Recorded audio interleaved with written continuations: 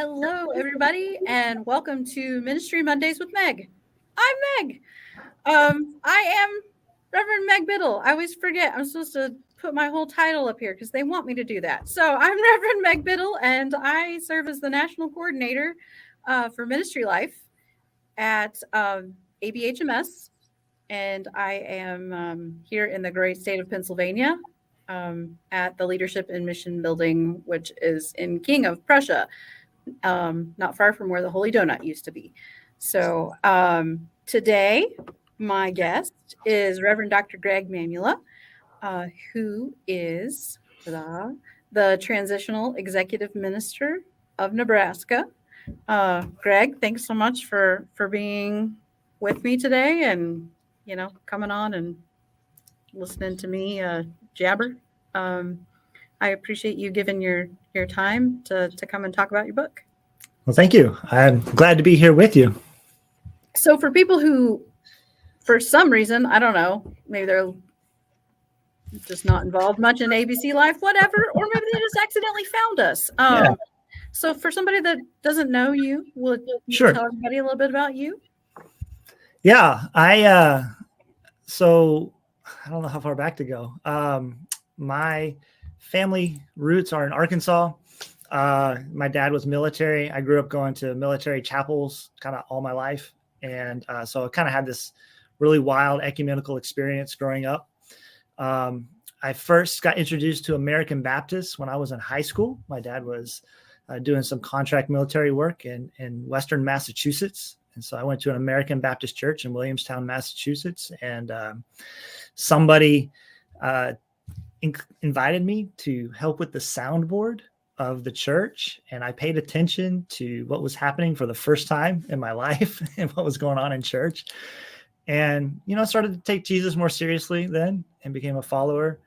Went to college. My family roots, like I said, were in Arkansas. We moved back to Arkansas my senior year of high school, got kind of plugged in there. There are no American Baptist churches in the South, hardly at all. There's one good one in Bella Vista, Arkansas, but that was not where I lived. And so got kind of exposed to a lot of Southern Baptist life and went to a Southern Baptist college. And that's where I met my wife. We got married and felt kind of really uncomfortable with SBC stuff that was happening in the early 2000s. Very supportive of women in ministry, not real supportive of signing documents that dictate what you believe. Doesn't seem very Baptist to me.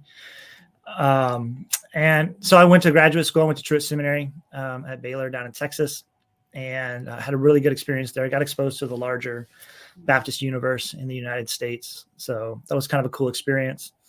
And then after graduation, I became associate pastor of First Baptist Church in North Platte, Nebraska. And that's an American Baptist church. Many of you might know Tom Wiles. He was a senior pastor at that church. And so I got to work with Tom for about 5 years. And it was a very meaningful, life-shaping season for both me and my wife. Both my kids were born in North Platte, Nebraska. We have 2 kids. My daughter is now 14. She's a freshman in high school, which is crazy. And my son is going to be 12 in a couple of weeks in December, and he's in 6th grade.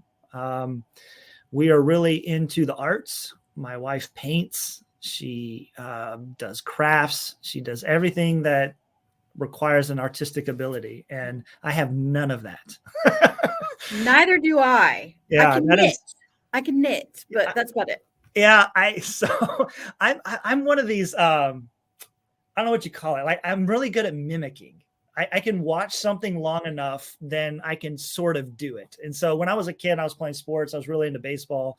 And that's kind of my first love beyond the church is baseball. And I would watch pitchers and I would watch hitters and I would like mimic their moves and do stuff like that. And that's kind of how I developed as a player for a long time. But I would watch my wife knit and crochet both. And she would do it for hours, and I said, let me try that. And I would just pick it up and I would do a couple and I'd hand it back to her. And she gets so mad at me. She's like, it took me forever to learn. You did it on your first try. I understand why. this, yes. Yeah, it's maddening. And I don't know why I'm able to do things like that, but it is. Wow. So I have knitted, I have purled, I have dropped a stitch. So I know a little bit about that, but just on one strand, never made anything in my life. Okay. So yeah, so that's kind of us. My daughter's really into music, and my son is too right now. So when they're not doing art, they're doing music. Lego is a major foundation of our family dynamics. And we live in a neighborhood where we try to get to know everybody we live near. And what else? Oh, I started this role. I began as associate executive minister in 2012 for the American Baptist Churches in Nebraska. So I've been here 10 years on region staff. And then now with Robin moving on to Office of General Secretary, I'm serving as a transitional executive minister for our region. See, this is what I love about doing this is hearing everybody's story. Like Yeah. I knew about North Platte, Mhm. but I'd forgotten. Sure. Everybody loves Tom Wiles. Everybody loves Tom Wiles. What's not to love? Right, exactly. I know him from Nehemiah Leadership. Okay. And that, hey, I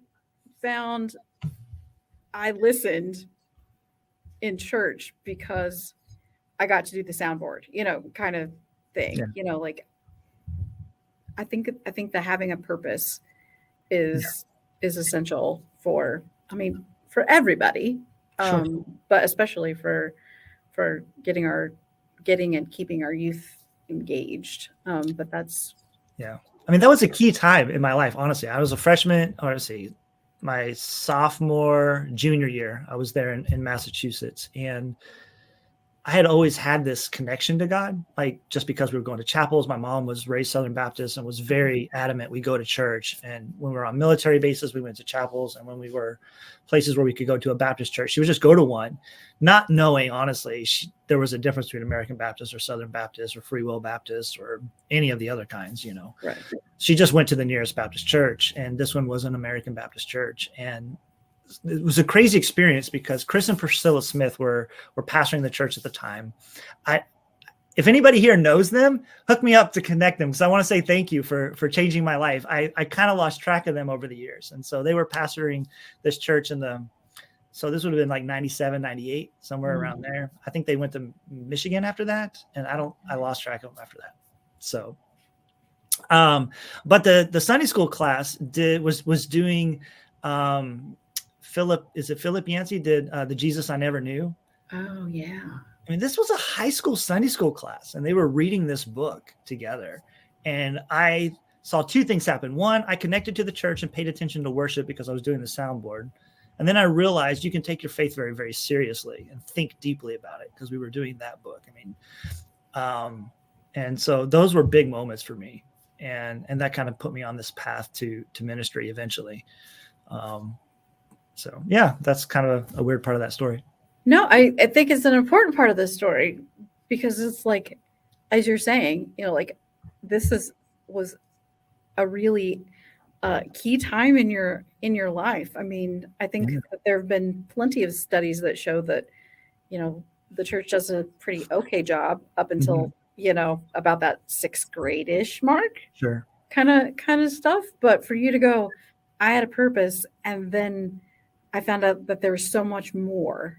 Yeah. To, I think, is important for other people to hear, and hopefully somehow we can find those people who were so influential in your life and say the thank yous, because those are important. Yeah. And to demand something of high school students. I think we spend so much energy with the activities and the easy entry points, which are key.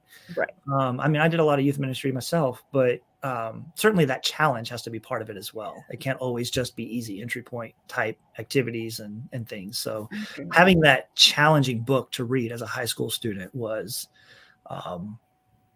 what hooked me. It wasn't the games. It was the thinking deeply about the faith and who Jesus was. You should write a book about that. No, yeah. Seriously. Put it on my to-do list. So talking about books, yeah, we're actually supposed to talk about a book, okay.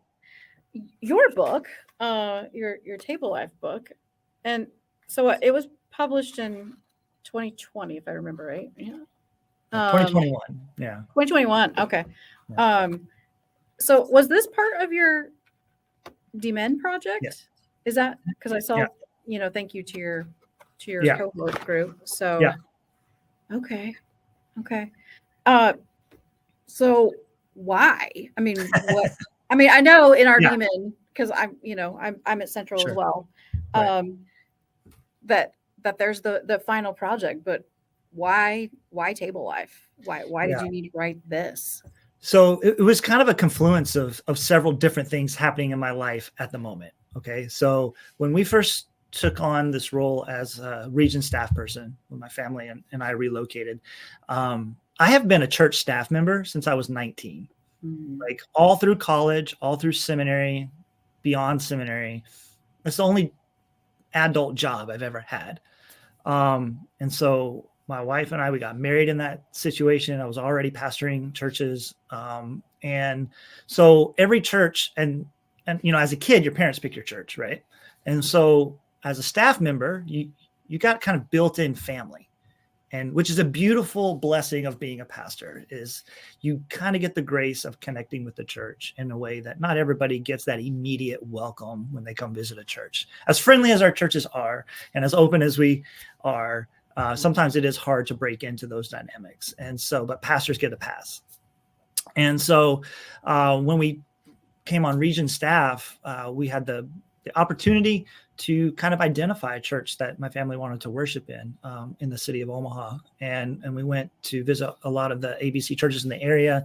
And my wife felt most comfortable at a particular church in Bellevue. And so we started going there, and we started making relationships with some of the younger adults within the church who had kids of a similar age or were going through similar life experiences. And we just kind of became friends with them, and we would go to their house and they would come to our house, and we would share these meals. And somewhere along the way, I just asked the question, like, why are you part of this church? Why this church? Did you grow up in this church? Did you choose this church? Are you here because you have a leadership role?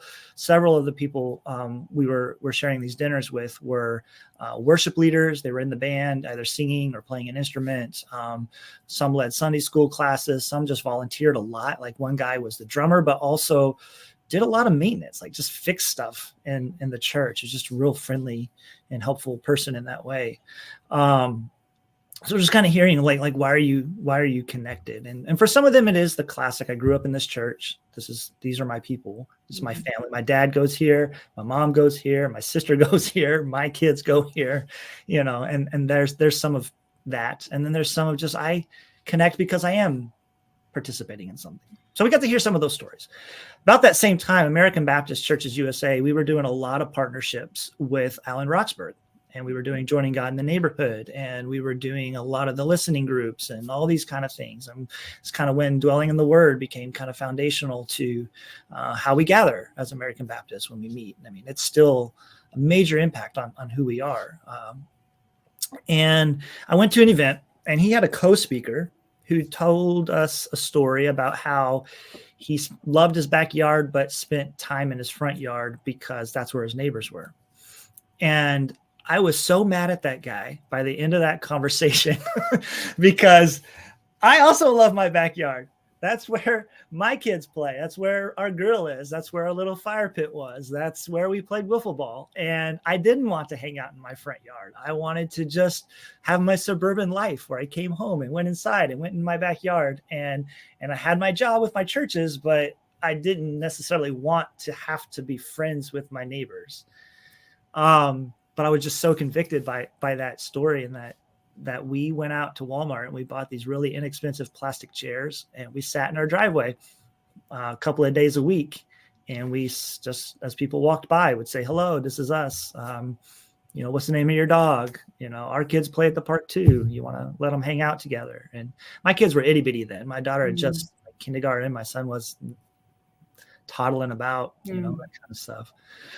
And this just kind of grew over time, where we thought, okay, now we have met our neighbors.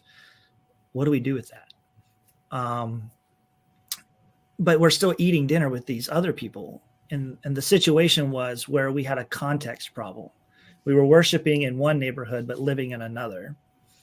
And we had to decide, do we leave the church context and try to find a more local congregation so that when we minister, we can point people to a church that's closer to this neighborhood that we're a part of as well?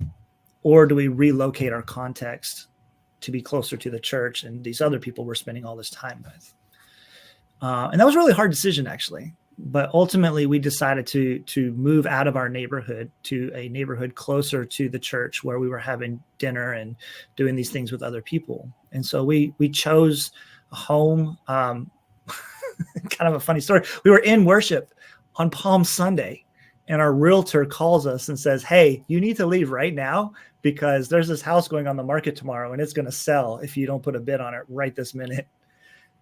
And I'm like, my wife looks at me, she says, "We got to go." And I said, "It's Palm Sunday." We're in church. And so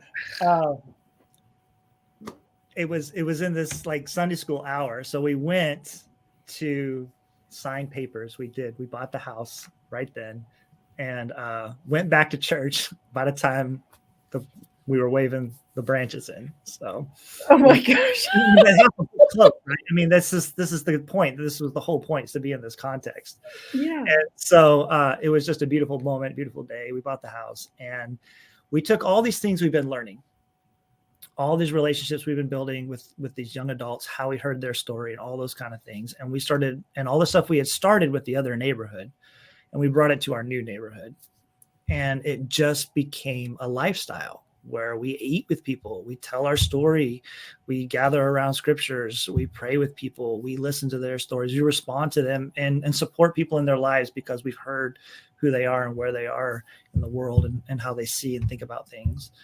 And that was all kind of a couple of years in when I started my demon work. And I wasn't 100% sure what to do. So I got my doctorate of ministry from Northern Seminary. Scott McKnight was kind of running this New Testament cohort on the Jewish context of the New Testament, which just sounds really good when you tell people. It sounds really cool. But it was amazing. It was some of the most formative. Again, I've had so many formative moments, but this was another formative season in my life where we got to look at the history of the first century and the Jewish writings of the Apocrypha and the Pseudepigrapha and set the context for the New Testament. And it made Jesus make even more vibrant sense and more power. And one of the things that we learned is in that process was just how to build community. So as a region staff person, I'm often dealing with churches that are experiencing some level of tension or conflict. And at that point, it seemed like we had a couple of churches at the same time struggling with things. And I was thinking, all right, other than the reality that we're Midwestern passive aggressive, what are some of the reasons behind these conflicts? And I had a theory that if we had little conversations along the way, it would be like minor release valves. So then we got to this big thing, there wouldn't be a big fight. And so we had listening groups and we tried things. And so that was one of my theories. And I presented that as an option. I want to study community so that I can learn how to prevent the big fight. But then I realized, well, the New Testament wouldn't even be written if there weren't for all the conflicts. Right. So much of 1 Corinthians and Galatians and Ephesians. I mean, they're all like, all right, guys, chill out. Don't be like this. Be more like Jesus. And along the way, I discovered that one of the key terms for the church gathered in the New Testament was brothers and sisters. It appears some like 212 times in the New Testament as a description of the gathered body. And then I learned through research that was the most important social dynamic of the first century. Most important relationship were siblings. More important than marriage, more important than parents. Your sibling bond was what drove the Mediterranean culture. That's very interesting. And so when Paul pulls on that metaphor, when Jesus says, and Mark 3, his mom and his siblings are outside, says, come outside and talk to me. He says, who's my mother and my brother and my sisters? It's those who are gathered here and do the will of God. They're pulling on an extremely important cultural norm to say that those who follow in the ways of Jesus are sibling relationships, which changes the dynamic of all the hierarchical things of their world, right? They've got classes, they've got ethnic boundaries, they've got religious boundaries, they've got political boundaries. And they're saying that when those boundaries are broken in the name of Jesus, neither Jew nor Greek, slave nor free, male nor female, but all are in Christ, or all are one in Christ, or as Galatians puts it, we're all heirs of the Father, right? And so, well, how do you become brothers and sisters then? How do you break all those social dynamics and become siblings? They did it one meal at a time. And so that became the kind of theological foundation for why meals were so significant in Scripture and why they were still significant today, and why we were experiencing such positive reactions to just listening to people's stories around meals, because they're the catalyst that kind of become entry points into the kingdom so that we can do that work together.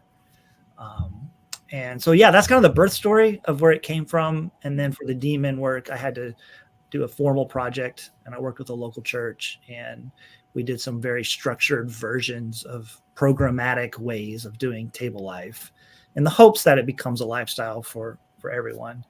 And that had such good results as a program that I introduced it to other churches in our region, started telling other people about it, and somebody said, you should write this down. I said, well, I've got a thesis. I mean, you could read that. And they're like, nobody's going to read that. It's very boring. And so I had a sabbatical in 2018, and I used it to write the first draft of what became Table Life. By the time I worked with a really, really good editor through Judson, and they crossed out sections and rewrite this, and this makes no sense, and this is too nerdy, this isn't common enough, all the things you have to do as a writer. And it was good work, and it was set to come out in the spring of 2020. Okay. It was it was done, edited, PDF version. I had seen the proof. I already knew what the cover looked like, and COVID happened the same March. And they're like, you know what? We should not publish a book about getting together right now. And that's a pretty smart move, probably. I'm not sure anybody would have looked at it. And then, so I sat on it for a little while. And then I said, what would it look like to add a chapter on doing table life through new media? Because we're all living on Zoom now. And so that chapter got added after the book was actually done, and kind of massaged that into it and added other parts to the beginning of end so that it would make sense. And then by the time it did come back out about a year later, in spring of 2021, that's how the version we have now came to be. I appreciate books where, somebody had the wisdom that were in process or whatever, and somebody goes, we're just going to hold on this because everything is about to change, because you wonder, like, what would it be like if this author wrote the next chapter? Mm-hmm. Okay, well, this is a great idea, but now that the world has changed, is there still a place for table life? I mean, yes, because I think when I think of the first thing that it pops in my life is Jesus and all the tables that meals that Jesus shared with people. I mean, Jesus on holy meals. It didn't matter who was at the table. That was a holy meal. But now that you're talking about, a pandemic and through a mask, and how do you break bread and engage 6 feet away, kind of thing. So I'm really glad that they did put the pause. Yeah, I mean, I mean, to be honest, when they first told me, I was like pretty bummed out. Mm-hmm. But as we went into it and we knew more about what we were dealing with and how we were responding and how it was a great moment of division in the church and culture generally, to see it, okay, this made sense to wait. Right. And also to add, a chapter on technology was probably helpful. But it also made me rethink, like, okay, what are we doing when we gather? I had done all this thinking already, but now it's like, it's even more vital. We've had something removed. And so the love of connection and being in the presence of others was even more crucial going forward, but you had to do it safely and wisely and in the right time and in the right ways. And so that was all good pause. It was a good pause. So is this book for anybody, or is it more geared toward clergy, churches? Who's your audience here? Yeah, the primary audience then would be church people. I wrote from the perspective of strengthening existing congregations. That's really what it's for. But I believe that it can be a resource for if you want to do neighborhood ministries, like, how my family just kind of does stuff in our cul-de-sac so often is kind of foundational inside Table Life experience. I think it can be used in a work setting. You could do similar things over lunch with coworkers. You can do it with your fellow soccer parents or little league parents or school parents, or in our case, high school band stuff. And, those are just areas where if you learn to listen well and learn to tell your story well, those are things you can use anywhere. That's universal. Being shaped by scripture is going to be foundational for us as followers of Jesus. So again, things that shape every aspect of your life. So these are written for the local church for the purpose of drawing them closer to God, to one another, and to their local church. And that's been a really cool thing to see as churches try this as a program, how it has in fact connected people to one another in some pretty neat ways. But it's also been a place for me to do a little bit of evangelism, because when we do this in our neighborhood, they know who we are because our story involves church and faith, and we do certain things and we don't do certain things because of our faith. That's maybe different from our neighbors. And when we leave on Sunday mornings to either go visit a church or go to our local church, then we may be the only people in our street who are driving a car that morning because they're all in bed and not going to church. But when things are happening in their lives, they talk to us and they know who I am, and they ask me to pray for them, or they share a burden. And I've become a little bit like a pastor on a hill to all these people because we live on top of a hill. I don't know if you know that, but it's like us and 12 houses I can see from my front porch, and I've been in every one of their houses, and they've been in every one and they've all been in my house, and we've all eaten together multiple times. And never a bait and switch situation. I've never invited somebody over to my house to have dinner and then I sprung Bible on them. But when I tell my story and they know who I am, sometimes they ask, I heard this once in church, or I heard this on the radio, or I see these things at protests with these Bible verses. What does that have anything to do with the Jesus that you worship? Because you seem to not act like that. Like, what's going on here? Tell me what this is about. And so we're going to have these kind of conversations, and it's rooted in deeper long-term relationships. And I find great value in those relationships as well.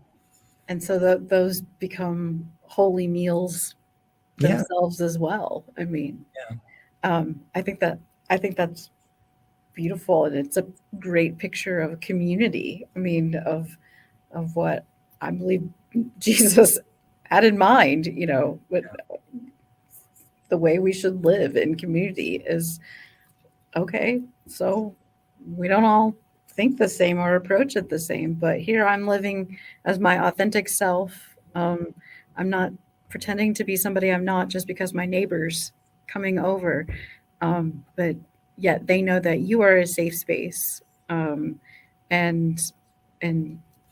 like you said, when they are the ones that are in need, they do come to you. I think it's a wonderful example.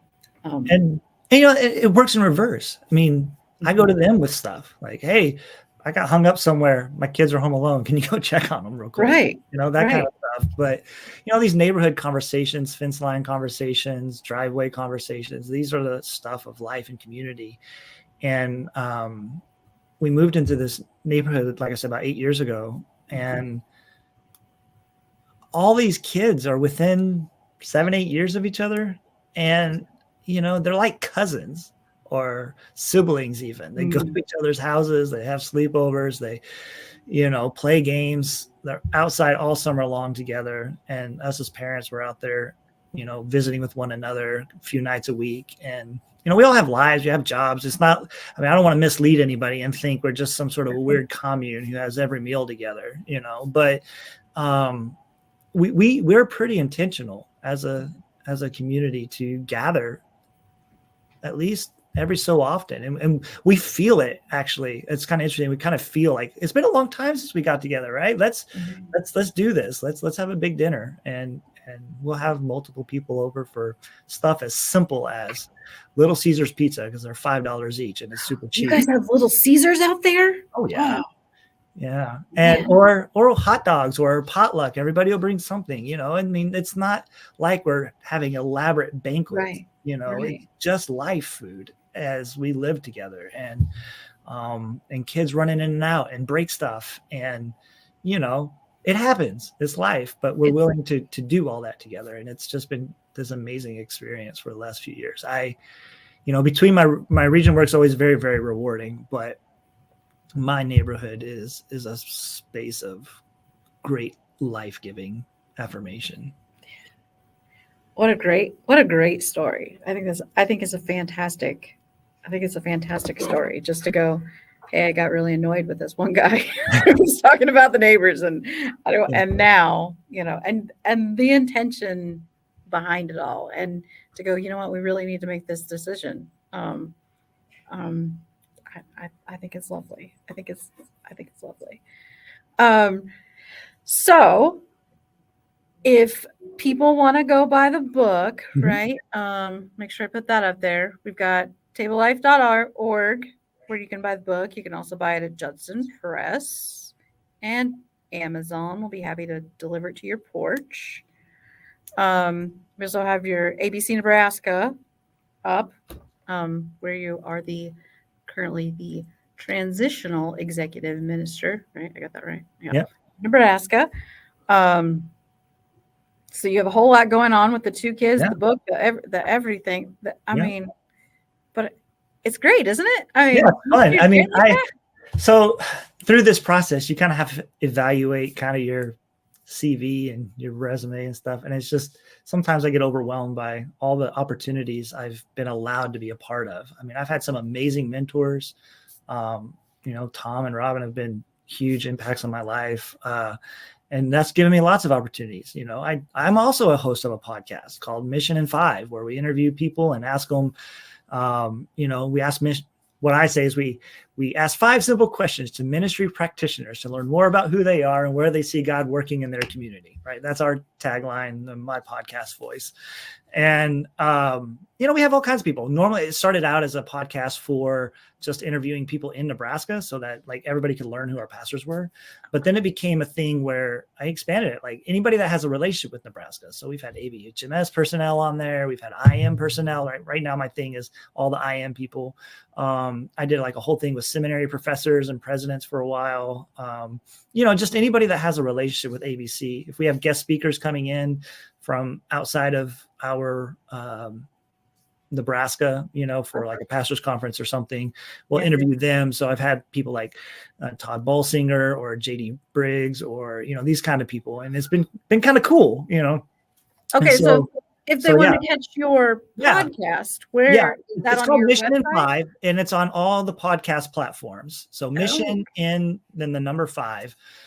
We ask 5 questions, and it's on iTunes, it's on Spotify, it's on iHeartRadio, it's hosted at Podbean, but it pushes it to all those other platforms. Wow, you're like semi-famous. Look at that. I mean, the stats behind the scenes would say otherwise. Oh, okay.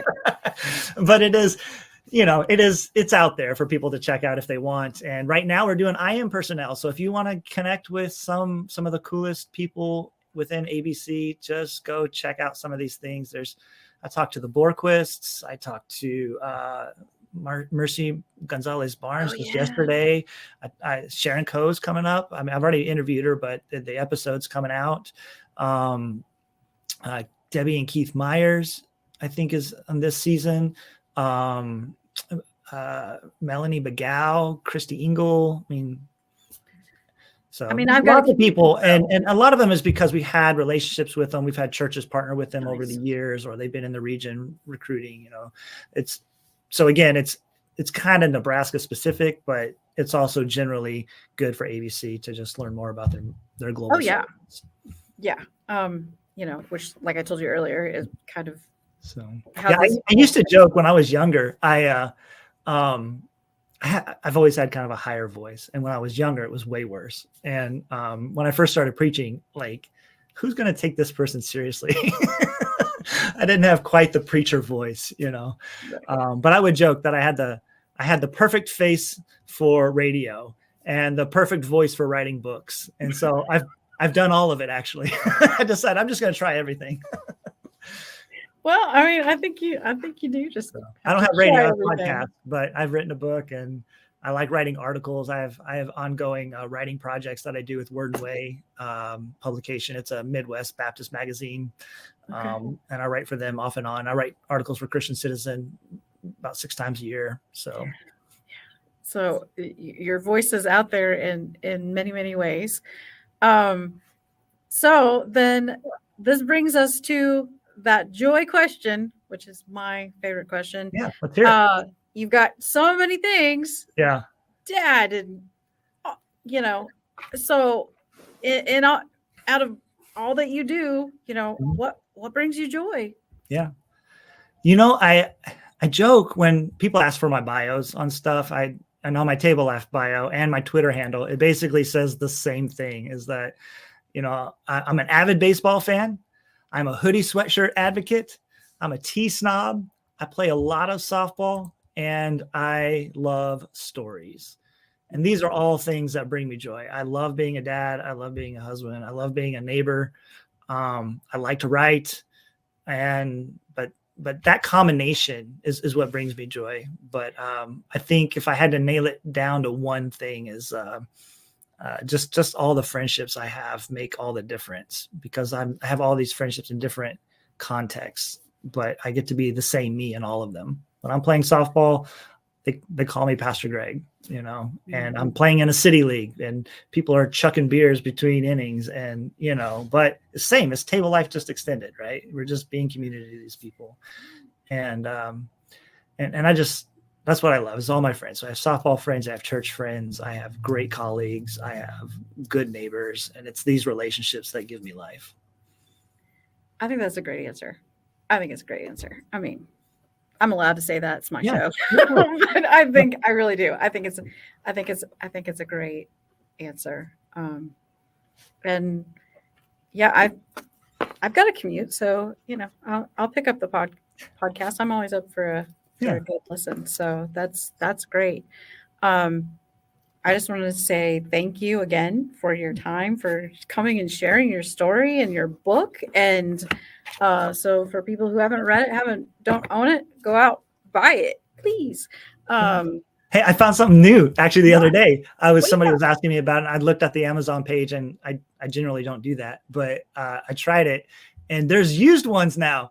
And I thought, hey, you've made it when somebody's selling a used version of your book. I mean, what more could you be grateful for? Wow. So, Greg, that's fantastic. I keep waiting to go into one. I go to a lot of used bookstores in our town to just like pick up things kind of on the cheap, and I haven't found one in a used bookstore yet, but someday that's the goal. Yeah, no, but I get it. That's really cool. That is really cool. You're like, yeah. And it's also in e-reader format. So if you're like an e-reader person, you like Kindles or whatever, Judson did a good job putting it on that format as well. So I'm not. I like to write in books. Yeah. I much prefer print versions of everything. Hence the big wall of books here. Occupational hazard, right? Yeah. So, well, again, thank you, Thank you. Reverend Dr. Greg Mamula, for your time and again for sharing your story and your book. And for everybody watching, thank you for joining us. We are here on Facebook, on YouTube, all those other wonderful places you can find us on Mondays at 11 a.m. Eastern time. And, then you can just stream them, share them with friends, whatever. Yeah. But we're glad for people to come and watch us and, reach out and say hello and get a hold of Greg. I'm sure he'll love it. Let's be friends. Yes, favorite thing. Right. So again, thank you everybody for watching.